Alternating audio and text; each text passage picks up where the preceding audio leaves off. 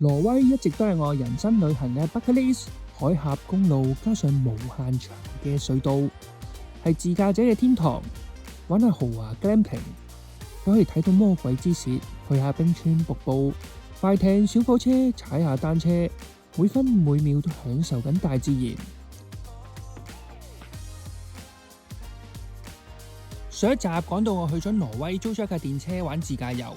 如果你中意揸車嘅話，挪威嘅峽谷的確係好寫意，得閒入下隧道，又得閒坐下船。咁啊，揸咗幾日呢，我都覺得真係非常之超噶。好唔開心啊！我趕到5點鐘，跟住前面俾架車超咗啦，仲喺度笑佢揸到咁快做咩？原來佢尾班船坐到最尾嗰架，最尾個位，我而家係咩排第一位啊！上船冇船嘅第一位啊，好唔開心啊！我喺超市咧買咗兩包挪威嘅零食，咁就係呢個係鯨魚嘅沙拉麵，同埋呢個係 mousse， 同普通沙拉麵冇乜分別。mousse 深色啲嘅，黑啲嘅 ，OK 啊，冇咁鹹嘅，一包都成30蚊港紙啊！不過呢，同樣因為係9曲13彎啦，由一個鎮去另一個鎮呢，100幾公里可能都要揸3-4個鐘頭。咁我哋今日嘅行程呢，主要都係慢慢揸啦，又係經過一個又靚又大嘅湖，咁啊去冰川下面嘅 camp 西過夜。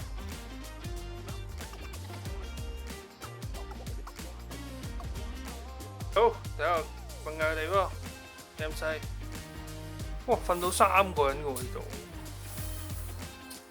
咁啊，廚房，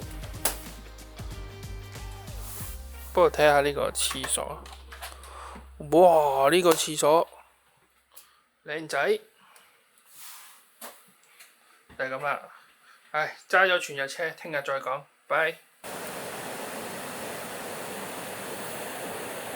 冇俾大家睇下 camp 西，咁呢度就係泊車嘅地方啦。咁啊，好多人係car camping 嘅，直接瞓喺個車頂啦。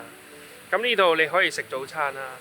咁我哋咧就喺個 glacier 嘅隔離，咁就有間木屋，咁啊超級靚呢度。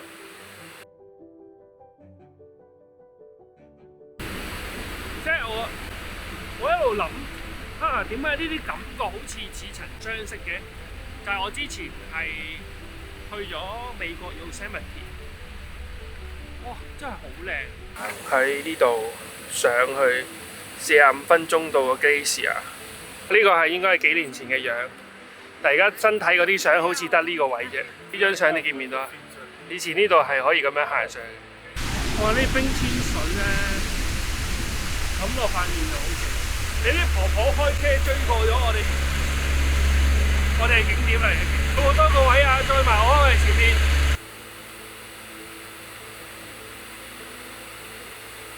氣勢磅礴，哦啦啦！哇，好正啊！冇攞毛巾，我後面條褲滴水啊，點算啊？你望下。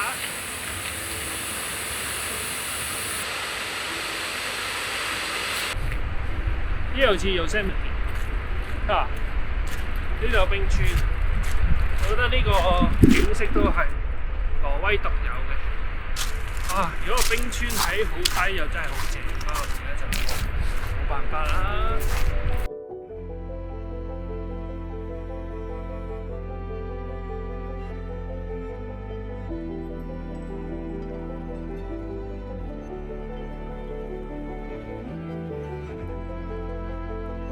原本呢我就冇咩期望，對於呢個溶咗一大半嘅冰川。但係嚟到咧，睇到啲大岩石加埋啲光影咧，又比想象中震撼喎。搞下都搞咗成粒鐘先上到嚟。咁呢個冰川，哦，好凍，同啱啱濕身嘅係一樣。落翻山咧就去 coffee shop， 可能休息一下。買咗呢度嘅蘋果汁飲，係啦，喺隔離嗰陣嘅。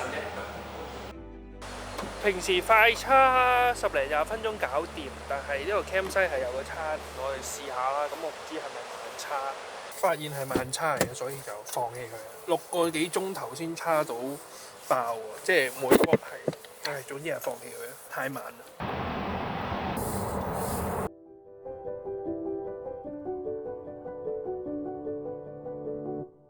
咁未揸電車之前咧，我係有嗰啲貓數據嘅，即係咧我會成日會驚佢冇電啦，揸到幾耐啦。咁但係揸咗幾日就發現其實係幾準確嘅。咁我啱啱而家剩低本身20幾%咧，佢25分鐘120個 kW 嘅輸出，咁25分鐘就已經可以插滿80%，我又可以走啦。下晝咧我就揾到一條挪威版嘅秋名山，係5年髮夾彎，唔係10年髮夾彎，都唔知幾多個彎啊！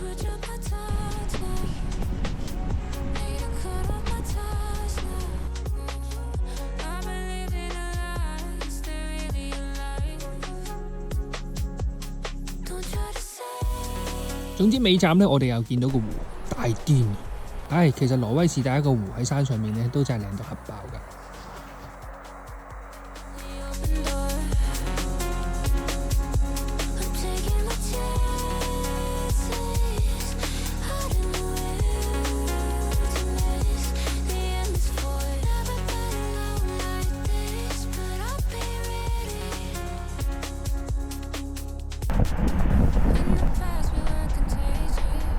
揸咗全日車有2-3個鐘，咁啊嚟到Ranger 嘅 view point，咁呢度咧就望到我哋下面個鎮啦。咁啊呢個有個王座係啲人特登嚟坐，哇好舒服喎！挪威咧一定要試下呢個三文魚生啊，咁就喺超市買，咁啊切咗169蚊挪威錢，都冇咩好形容，係可以食壽司。挪威的三文魚，同埋呢幾日都食咗好多挪威嘅煎三文魚，都係佢個油脂比例好豐富，咁啊啱啱好好。咁我哋今日咧就會去一啲比較小眾啲嘅行山路線啦。咁我哋會坐一個所謂 speedboat， 咁啊10分鐘嘅啫，咁就去一個位落船咧就行山，咁就行個山咧就兜翻嚟呢度 Ranger。咁你見到咧，全部人咧都 full gear 咧，我哋兩個好似嗰啲咩騎行種咁樣，心諗做咩免費跌順風船嘅呢個係團友。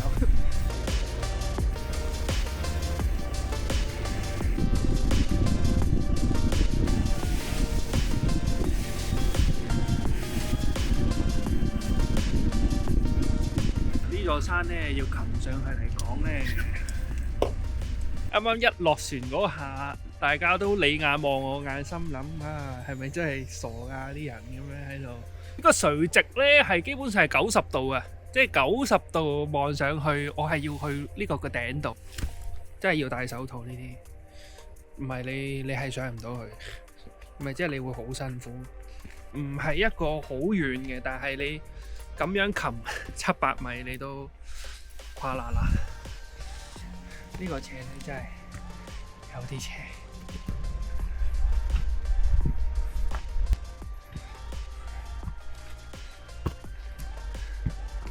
哇！好斜啊，老細！呢個位咧係一個以前嘅 farmhouse 住。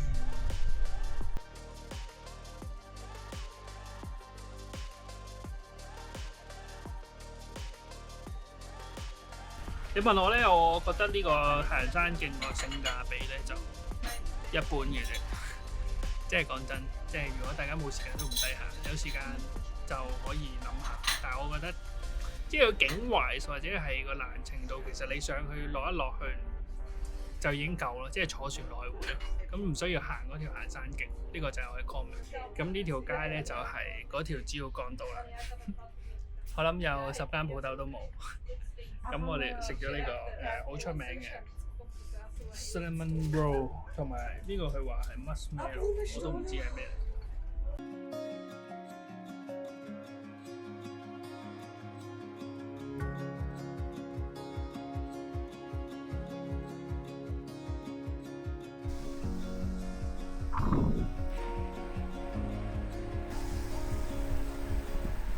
咁啊，2分鐘前咧仲係好清嘅，跟住而家突然間起霧喎。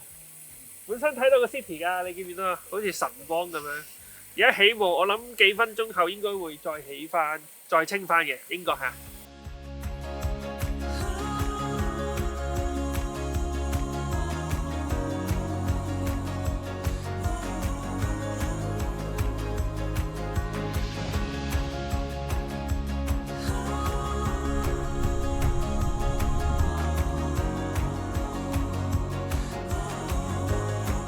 啊，翻嚟 Vegas 咧，第一個感覺咧就係、竟然翻嚟一個大城市啦，亦都估唔到原來咁多遊客或者咁多 local 人喺呢個咁細嘅 Fish Hub 嗰度，因為其實你一眼望晒呢個市中心咧，真係幾條街嘅啫，咁就行晒啦。咁就我之後咧就會去諗住試下一間海鮮餐廳啦，咁啊或者係上埋山頂影埋個日落俾大家睇。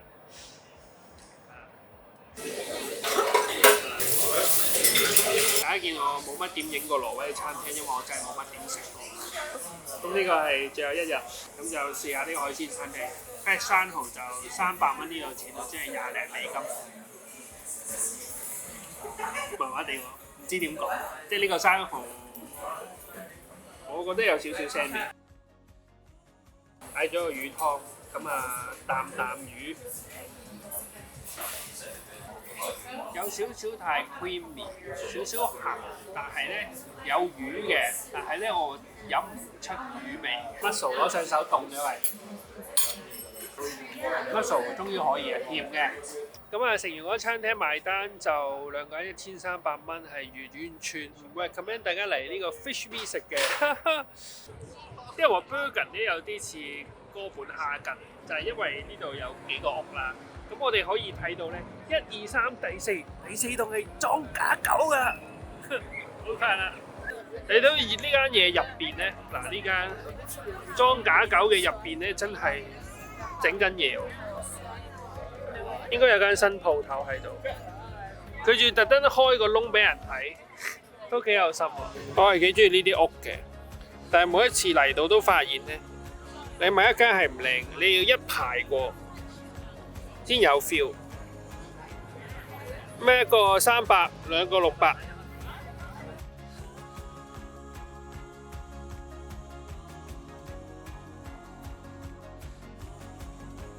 因為我自己覺得呢個景點係絕對值得一嚟啦。咁啊，因為好天咧，大家真係要爭取日落時分咧就上嚟啦。咁啊，望住個日落係望正，跟住有個位俾大家坐，咁啊非常之靚，係我喺嚟挪威覺得最值得俾錢嘅一個吊車。咁我一路揸車其實都好開心，見到好多峽谷景啦、峽灣景啦，咁同埋好多漁村景咯。咁如果大家冇時間呢，亦都未必好想行山，其實我覺得一個禮拜可能短暫遊覽挪威都已經好夠啦。咁因為挪威始終物價都好高嘛。咁同埋我都覺得，如果大家即係想嚟租電車都可以，因為真係好方便啦，周圍都有叉電站啦。咁啊，最後就記得 comment、like、share 同 subscribe。Bye。